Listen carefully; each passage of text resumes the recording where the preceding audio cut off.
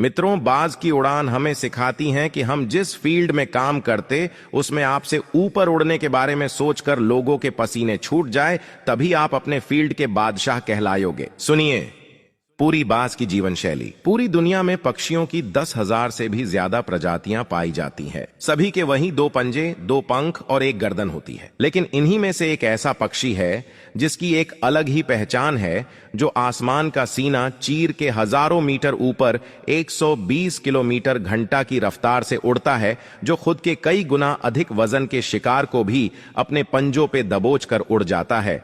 और इसीलिए उसे पक्षियों का राजा कहा जाता है, जिसे हम बाज के नाम से जानते हैं। और एक बाज इतना ऊंचा मुकाम हासिल करता है अपनी ट्रेनिंग और अपनी पुनर्जन्म की वजह से। अगर आप भी इस दुनिया में एक मुकाम हासिल करना चाहते हैं तो एक बाज को बाज बनने का पूरा सफर आपको जानना बहुत जरूरी है, क्योंकि 25 से 30 की उम्र तक आने के बाद भी लोगों को रिस्क लेने से डर लगता है। लेकिन एक बाज की जीवन की शुरुआत ही रिस्क से होती है।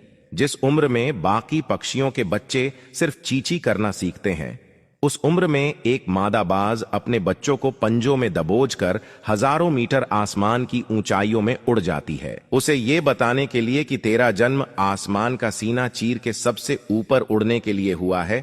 तेरा जन्म पंछियों का बादशाह बनने के लिए हुआ है। जमीन से हजारों मीटर ऊपर ले जाकर मादा बाज अपने पंजों से उसे छोड़ देती है और यहीं से शुरू होती है उसकी हाई रिस्क ट्रेनिंग। वो चूजा जमीन की तरफ तेजी से गिरने लगता है। थोड़ा नीचे आता है तो उसके पंख खुलने लगते हैं। नीचे आते आते वो अपने पंख फड़फड़ाने लगता है, लेकिन वो अभी तक उड़ना नहीं सीखा है। वो जमीन से कुछ ही ऊपर होता है।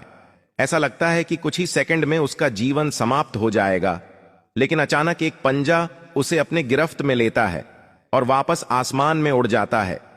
वो पंजा होता है उसकी मां का, जो उसके पीछे उड़ रही थी। उसकी ये ट्रेनिंग तब तक चलती रहती है जब तक वो उड़ना नहीं सीख जाता है। इतनी हाई रिस्क ट्रेनिंग होने के बाद इस दुनिया को एक बाज मिलता है। बारिश के वक्त जब सारे पक्षी आश्रय की तलाश करते हैं, तब यही बाज उसी बारिश में आसमान को चीरते हुए ऊपर निकल जाता है और बादलों से कहता है, तू बर्श ले, कितना बरसेगा, और फिर नीचे आकर चैलेंज करता है। एक बाज की उम्र लगभग 70 साल होती है।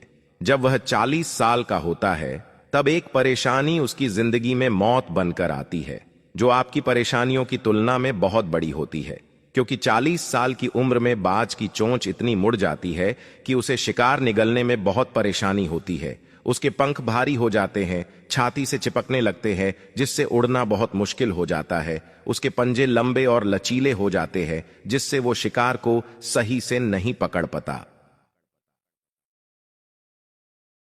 1. वो अपने शरीर त्याग सकता है। 2. गिद्ध की तरह छोड़े हुए भोजन पे निर्भर हो जाए। और 3. सबसे कठिन और पीड़ादायक रास्ता अपने आप को पुनः स्थापित का, फिर से आसमान का सीना चीर कर उड़ने का। और वो इसी तीसरे रास्ते को चुनता है और अपने पास के सबसे ऊंची चोटी पे पहुंच जाता है। वहां पर अपना घोंसला बनाता है और फिर शुरू होता है परेशानियों को जड़ से उखाड़कर आसमान में उड़ने का सफर।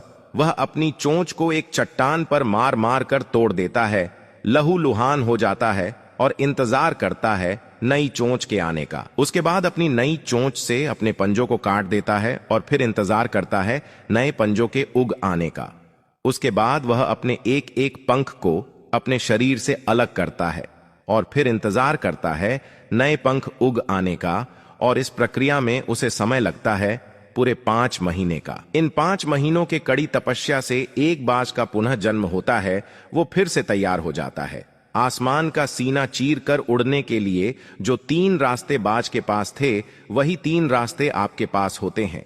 लेकिन कुछ लोग पहले रास्ते को चुनते हैं और परेशानियों के तले दबकर सुसाइड कर लेते हैं। ज्यादातर लोग दूसरे रास्ते को चुनते हैं। वो परेशानियों का बोझ पड़ते ही अपने लक्ष्य को छोड़कर एक नॉर्मल लाइफ जीने लगते हैं। और कुछ वो लोग भी होते हैं जो इस परेशानियों को लात मारकर अपनी मेहनत के दम पर बाज की तरह आसमान की बुलंदियों को छूते हैं। दोस्तों, बाज की यह ट्रेनिंग हमें बहुत बड़ी सीख देती है कि अगर रिस्क लेना पड़े तो लो कि अपने फील्ड में अपने आप को इतना ट्रेंड कर लो कि उस फील्ड में आपसे ऊपर उड़ने के बारे में सोचकर लोगों के पसीने छूट जाए, तभी आप अपने फील्ड के बादशाह कहलाओगे।